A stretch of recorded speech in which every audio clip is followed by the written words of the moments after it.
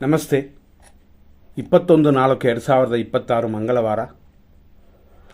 ಇವತ್ತು ಸೂರ್ಯೋದಯ 6:04, ಸೂರ್ಯ ಅಸ್ತಮನ ಸಂಜೆ 6:33. ಇವತ್ತಿನ ದಿನದಲ್ಲಿ ಶಂಕರಾಚಾರ್ಯರ ಜಯಂತಿ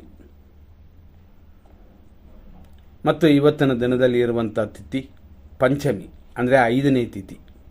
ಬೆಳಿಗ್ಗೆ 6:04 ರಾತ್ರಿ 1:19ವರೆಗೂ. ಆನಂತರ ಬರೋದು ಷಷ್ಠಿ, ಅಂದರೆ 6ನೇ ತಿಥಿ.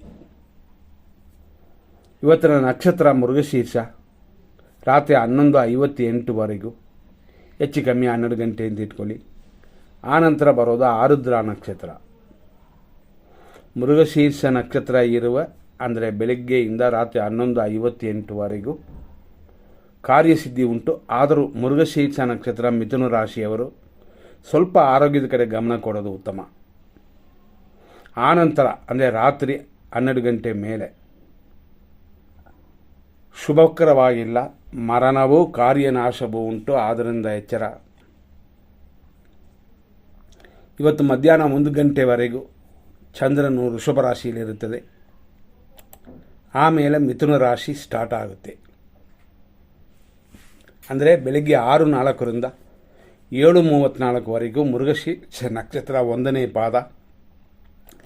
ಆನಂತರ ಮಧ್ಯಾಹ್ನ 1 ಗಂಟೆವರೆಗೂ ಮೃಗಶೀರ್ಷ 2ನೇ ಪಾದ. ಇಷ್ಟಕ್ಕೆ ವೃಷಭ ರಾಶಿ ಮುಗಿಯುತ್ತದೆ. ಮಧ್ಯಾಹ್ನ 1 ಗಂಟೆ ಮೇಲೆ ಸಂಜೆ 6:29ವರೆಗೂ ಮೃಗಶೀರ್ಷ ನಕ್ಷತ್ರ 3ನೇ ಪಾದ. 6:29ನ ಮೇಲೆ ಅಂದರೆ ಸಂಜೆಯ ಮೇಲೆ ರಾತ್ರಿ 11:58ವರೆಗೂ ಮೃಗಶೀರ್ಷ ನಕ್ಷತ್ರ 4ನೇ ಪಾದ. ಇಷ್ಟಕ್ಕೆ ಮೃಗಶೀರ್ಷ ನಕ್ಷತ್ರವೇ ಮುಗಿಯುತ್ತದೆ. ಆನಂತರ ಆರುದ್ರ ನಕ್ಷತ್ರ ಪ್ರಾರಂಭವಾಗಿ ಬೆಳಗಿನ ಜಾವ 5:29ವರೆಗೂ 1ನೇ ಪಾದ, ಆನಂತರ 2ನೇ ಪಾದ. ಹಾಗಾಗಿ ಇವತ್ತು ರಾಹುಕಾಲ ಇರೋದು ಮಧ್ಯಾಹ್ನ 3:26 ಸಂಜೆ 4:59. ಯಮಕಂಡ ಕಾಲ ಬೆಳಗ್ಗೆನೇ ಬಂದುಬಿಡ್ತದೆ 9:11 10:45. ಇವತ್ತಿನ ದಿನದಲ್ಲಿ ಎಂಥದೇ ಆಗಲಿ 100% ಶುಭ ಸಮಯವನ್ನು ಕೊಡೋಣ. ಮಧ್ಯಾಹ್ನದವರೆಗೂ ಪರವಾಗಿಲ್ಲ ಅಂತ 6:04 7:12 ಶುಭ ಸಮಯ. 10:47 3:24ವರೆಗೂ ಶುಭ ಸಮಯ. ಆಮೇಲೆ ನಕ್ಷತ್ರ ಚೇಂಜ್ ಆಗಿಬಿಡ್ತದಲ್ವ.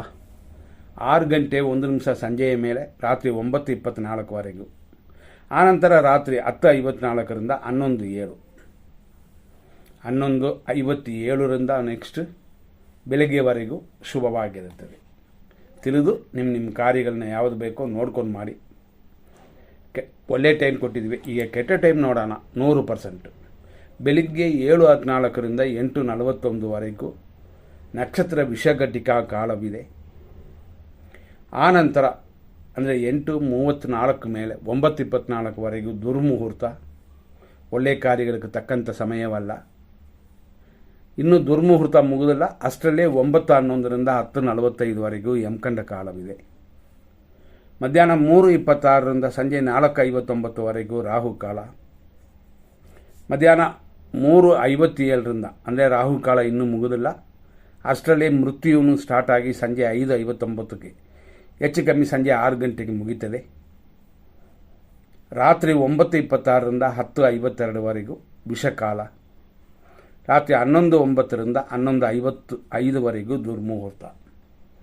ಇದನ್ನೆಲ್ಲ ನೋಡಿಕೊಂಡು ನಿಮ್ಮ ಕಾರ್ಯಗಳನ್ನ ಮಾಡೋದು ಅವಾಯ್ಡ್ ಮಾಡೋದನ್ನು ನೋಡ್ಕೊಳ್ಳಿ.